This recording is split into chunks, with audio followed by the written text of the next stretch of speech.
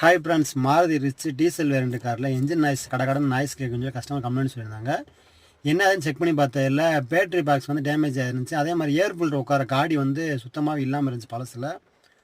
அதனால் நம்ம புதுசு மாருதி ஒரிஜினல் வாங்கி ஃபிட் பண்ணுறோம். இதனாலே வந்து தொர என்ஜின் நாய்ஸ் டோட்டல் மாதிரி ஓட்டுறதுக்கு ஒரு மாதிரி அன்ஈஸியாக இருக்கும்.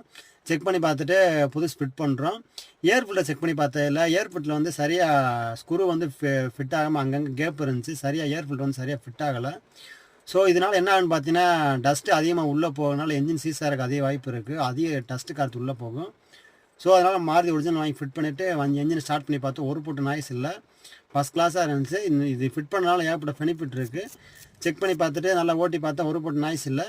செக் பண்ணி பார்த்துட்டு கஸ்டமர்கிட்ட கொடுத்தேன். கஸ்டமர் சேட்டிஸ்ஃபைடாக இருந்தாங்க. இந்த வீடியோ பிடிச்சா நம்ம சேனல் லைக் பண்ணி ஃபாலோ பண்ணி வச்சுக்கோங்க. நம்ம ஒர்க் ஷாப் மதுரை பசுமலை சௌராசா காலேஜ் ஆப்போசிட்டில் நம்ம ஒர்க் ஷாப் இருக்குது. தேவைப்படுறோம் கீழே நம்பர் கால் பண்ணுங்கள். தேங்க்யூ.